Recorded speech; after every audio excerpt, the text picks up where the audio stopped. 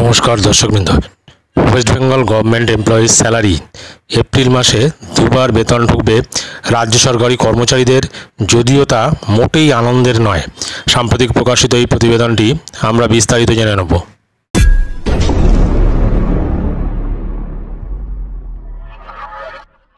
পশ্চিমবঙ্গ রাজ্য সরকারি কর্মচারীদের চাওয়া পাওয়া নিয়ে অনেক অভিযোগ রয়েছে।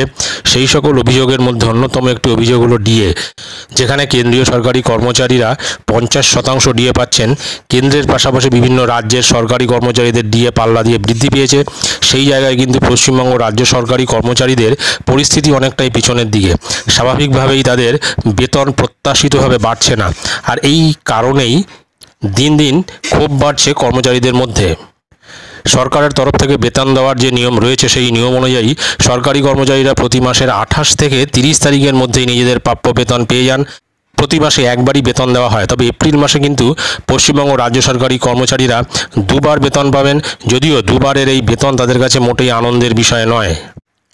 আসলে মাসের 28 থেকে 30 তারিখের মধ্যে রাজ্য সরকারি কর্মচারীরা যে বেতন পেয়ে থাকেন, সেই বেতন প্রদান মার্চ মাসে দেরি হওয়ার কারণে এমনটা হতে চলেছে।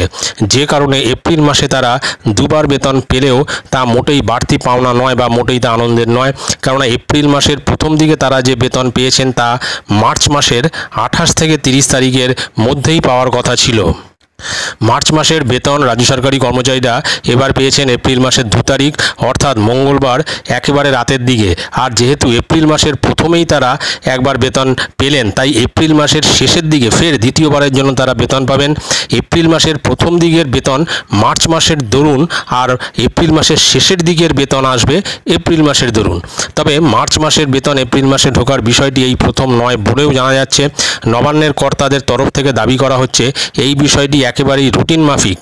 মার্চ মাস যেহেতু ইয়ার এন্ডিং মাস, তাই প্রতি বছর এমনটাই হয়ে থাকে। আর্থিক বছরের শেষ মাস হওয়ার কারণে পে বিল করা হলেও প্রতি বছরই মার্চ মাসে বেতন পান না সরকারি কর্মচারীরা। সেই বেতন এপ্রিল মাসের প্রথম দিকে দেওয়া হয়, মূলত 1 থেকে 3 তারিখের মধ্যে এই বেতন দিয়ে দেওয়া হয়। সুতরাং বোঝা যাচ্ছে যে এপ্রিল মাসের বেতন সেটা তো এপ্রিল মাসের শেষের দিকে সরকারি কর্মচারী এবং শিক্ষক শিক্ষিকা শিক্ষাকর্মীরা পাবেনই। উপরন্তু মার্চ মাসের যে বেতনটা ইয়ার এন্ডিংয়ের জন্য কিন্তু মার্চ মাসের বেতনটাও কিন্তু এপ্রিল মাসের 2 তারিখে ক্রেডিট হয়েছে। অর্থাৎ একদিক থেকে দেখতে গেলে কিন্তু এপ্রিল মাসে দুবার বেতন হচ্ছে, যদিও এটা কিন্তু অতিরিক্ত পাওনা নয়। এটা হয়েছে মার্চ মাসের বেতনটা দেরিতে পাওয়ার জন্যই কিন্তু এপ্রিল মাসে দুবার বেতন হচ্ছে। তো যাই হোক, এটাই ছিল গুরুত্বপূর্ণ আপডেট। ভিডিওটি ভালো লাগলে অবশ্যই সাবস্ক্রাইব করবেন চ্যানেলটি পরবর্তী আপডেট ভিডিও পাওয়ার জন্য। ধন্যবাদ।